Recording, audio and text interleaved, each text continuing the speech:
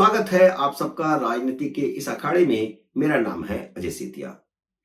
मित्रों, हिंदी के प्रसिद्ध कवि रामधारी सिंह दिनकर की एक मशहूर पंक्ति है, जब नाश मुझ पर छाता है तो पहले विवेक मर जाता है। ममता बनर्जी के साथ यही हो रहा है। कल उन्होंने कह दिया कि अगर बंगाल जलेगा तो असम, पूर्वोत्तर, उड़ीसा और यूपी भी जलेगा और दिल्ली भी जलेगी और तख्ता पलट हो जाएगा। ममता बनर्जी ने असल में बुधवार को तृणमूल कांग्रेस के स्टूडेंट विंग के स्थापना दिवस की मीटिंग में दो बातें कही थी। एक तो उन्होंने सुप्रीम कोर्ट के फैसले का हवाला देते हुए कहा कि राज्य सरकार हड़ताली डॉक्टरों पर एक्शन ले सकती है। आपको याद होगा, सुप्रीम कोर्ट में जब पिछली बार सुनवाई हो रही थी तो उस सुनवाई के दौरान कपिल सिब्बल ने, जो कि राज्य सरकार को रिप्रेजेंट कर रहे थे, उन्होंने जजों से पूछा था कि हड़ताली डॉक्टरों के खिलाफ कोई कार्रवाई की जा सकती है क्या। तो चीफ जस्टिस ने कहा था कि अगर इस प्रोटेस्ट के अलावा डॉक्टर लंबा हड़ताल करते हैं तो उनके खिलाफ नियम के मुताबिक कार्रवाई की जा सकती है। तो ममता बनर्जी ने सुप्रीम कोर्ट की इसी टिप्पणी का हवाला देते हुए कहा कि उन पर एक्शन किया जा सकता है। इसलिए उन्होंने डॉक्टरों को धमकी दी कि या तो वे काम पर लौट आए, नहीं तो उन्हें सस्पेंड कर दिया जाएगा, उनके खिलाफ एफआईआर दर्ज की जाएगी और फिर जब उनके खिलाफ एफआईआर दर्ज हो जाएगी तो वे भविष्य में विदेश नहीं जा पाएंगे। दूसरी बात उन्होंने यह कही थी कि पश्चिम बंगाल बांग्लादेश नहीं है। वह बांग्लादेश को प्यार करती हैं, लेकिन बांग्लादेश अलग देश है, भारत अलग देश है।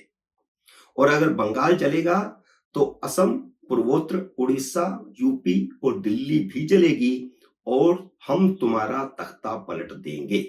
ये उनके शब्द थे। मीडिया ने इसको कवर किया है। यह वही भाषा है जो बांग्लादेश में तख्ता पलट के बाद इंडी अलायंस के कुछ नेताओं ने कही थी, जिनमें सलमान खुर्शीद और संजय राउत तो शामिल थे ही, कुछ और नेता भी थे। इसके अलावा कांग्रेस कम्युनिस्ट विचारधारा के कुछ पत्रकारों ने भी मोदी का तख्ता पलट होने की बात कही थी, अपने एक्स हैंडल पर लिखी थी। लेकिन इनमें से कोई भी संवैधानिक पद पर बैठा हुआ जिम्मेदार व्यक्ति नहीं था।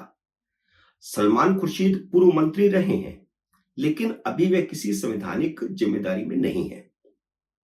संवैधानिक पद पर बैठी ममता बनर्जी की यह एक ऐसी धमकी है कि जिस पर उन्हें बर्खास्त किया जा सकता है, क्योंकि वे संवैधानिक पद पर बैठी हैं और संविधान की रक्षा की, देश की रक्षा की, लोकतंत्र की रक्षा की एक तरह से उन्होंने शपथ ली हुई है। और वह चुनी हुई सरकार का तख्ता पलट करने की बात कह रही हैं और राज्यों को हिंसा में झोंकने की बात कह रही हैं। ममता बनर्जी की भी वैसी ही धमकी आना जैसी सलमान खुर्शीद और संजय राउत की थी। इससे आशंका पैदा होती है कि कहीं ना कहीं इंडी अलायंस के नेता सच में मोदी सरकार का तख्ता पलट करने के मंसूबे तो नहीं बना रहे हैं। कहीं गुस्से में आकर ममता ने उस योजना का खुलासा तो नहीं कर दिया। इंडी अलायंस की तख्ता पलट टूल किट का खुलासा तो नहीं हो गया है, क्योंकि कुछ दिन पहले राकेश टिकैत ने भी कहा था कि मोदी सरकार का तख्ता पलटने की योजना पर काम चल रहा है और इस बार पहले जैसी गलती नहीं होगी। उन्होंने कहा कि 2021 में ट्रैक्टर लाल किले पर चले गए थे, इस बार ट्रैक्टर संसद में घुसेंगे। और ये वही राकेश टिकैत हैं जिन्होंने 1 साल तक दिल्ली को घेरे रखा था और बाद में राहुल गांधी की भारत जोड़ो यात्रा में शामिल हुए थे। इसलिए भारतीय जनता पार्टी के 3 मुख्यमंत्रियों ने तुरंत प्रधानमंत्री को चिट्ठी लिखकर ममता बनर्जी पर एक्शन लेने को कहा है। योगी आदित्यनाथ, हेमंत विश्व शर्मा और उड़ीसा के मुख्यमंत्री मोहन चरण मांझी ने ममता पर जोरदार हमला बोला है। तीनों ने प्रधानमंत्री को चिट्ठी भी लिखी है और अपने एक्स हैंडल पर रोष भी प्रकट किया है और कहा है कि आप किसी दूसरे राज्य में आग लगाने की इस तरह की धमकी, अराजकता फैलाने की इस तरह की धमकी कैसे दे सकते हैं। और जब भारतीय जनता पार्टी ने भी चारों तरफ से हमला किया, प्रदेश स्तर पर, राष्ट्रीय स्तर पर, और जब चारों तरफ से हमला होने लगा तो ममता बनर्जी को समझ में आया कि उनसे कोई बड़ी गलती हो गई है और इसको बहाना बना करके केंद्र सरकार उनको कहीं बर्खास्त ही ना कर दिए। इसलिए उन्होंने दोनों ही बातों के लिए माफी मांगना शुरू कर दिया। सुबह सुबह ही उन्होंने एक ट्वीट लिखा, लंबा सारा ट्वीट है। सबसे पहले तो उन्होंने डॉक्टरों से माफी मांगी और कहा कि उन्होंने डॉक्टरों को बर्खास्त करने की कोई धमकी नहीं दी थी, न ही प्रोटेस्ट करने वाले छात्रों के खिलाफ कुछ भी कहा था। आगे लिखती हैं कि उन्हें प्रोटेस्ट करने का पूरा अधिकार है और जो कुछ भी अब तक हुआ है उसके लिए उन सबसे वे माफी मांगती हैं। अब इतने दिनों के बाद उन्हें याद आया कि उन्हें माफी मांगनी चाहिए, जबकि पहले तो खुद बचाव करने में लगी हुई थी डॉक्टर घोष का, और खुद सड़कों पर उतर रही थी, प्रदर्शनकारियों के खिलाफ पैदल प्रदर्शन कर रही थी। अब उन्हें पता लगा कि उन्हें माफी मांगनी चाहिए और कह रही हैं कि प्रोटेस्ट करने का अधिकार है। अगर प्रोटेस्ट करने का अधिकार है तो सिर्फ 2 दिन पहले 27 अगस्त को प्रोटेस्ट कर रहे छात्रों पर पुलिस की हिंसा के आदेश किसने दिए थे? किसके आदेश पर, किसकी सहमति से हिंसा हुई, किसकी सहमति से लाठीचार्ज हुआ, वाटर कैनन चलाए गए, प्रोटेस्ट का आयोजन करने वालों की गिरफ्तारी किसके आदेश पर हुई है? अगर प्रोटेस्ट करने का अधिकार है तो फिर गिरफ्तारी क्यों? और एक्स हैंडल पर लिखने वालों को पुलिस बुला बुला करके धमकियां क्यों दे रही है? देश को आग में झोंककर तख्ता पलट करने की धमकी पर भी उन्होंने सफाई दी है, लेकिन इस बात को गोल कर गई कि उन्होंने आग लगाने की धमकी दी राज्यों को, इसको गोल कर गई, तख्ता पलट को भी गोल कर गई। उन्होंने कहा कि यह तो उन्होंने इसलिए किया क्योंकि भाजपा केंद्र सरकार की मदद से बंगाल को आग में झोंकने की कोशिश कर रही है, इसलिए उन्होंने कहा।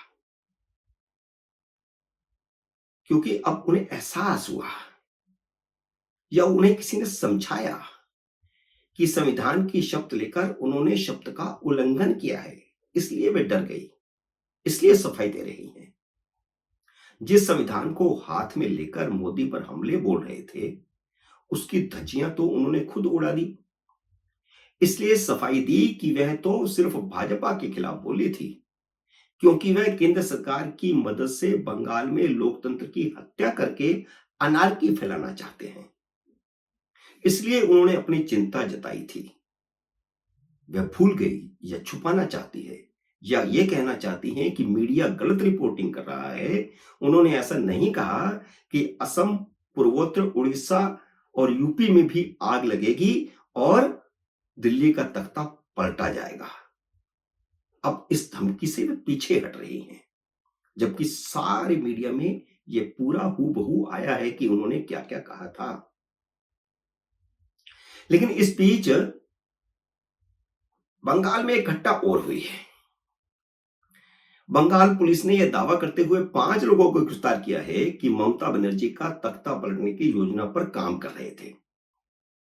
असल में एक्स हैंडल पर या ट्वीट पर या व्हाट्सएप ग्रुप पर एक ग्रुप बना है। उस ग्रुप में ममता बनर्जी के घर के पास काली घाट में इकट्ठा होने का आह्वान किया गया था। ममता बनर्जी की पुलिस का मानना है कि ढाका में भी इसी तरह प्रधानमंत्री शेख हसीना के घर को घेरा गया था, इसलिए 5 लोगों को गिरफ्तार कर लिया गया है और उन पर तख्ता पलट की साजिश का आरोप लगाया गया है। प्रदर्शनों से सत्ता तक पहुंची ममता अब प्रदर्शनों से कितना डर गई है, यह इससे साबित होता है। मित्रों, उम्मीद है मेरा ये वीडियो आपको पसंद आया होगा। इसे लाइक और शेयर कीजिए। अगर आपने मेरे YouTube चैनल को अब तक सब्सक्राइब नहीं किया तो कृपया सब्सक्राइब करके अपना आशीर्वाद दीजिए। जल्द ही मिलते हैं अगले वीडियो में किसी अन्य विषय के साथ। तब तक नमस्कार।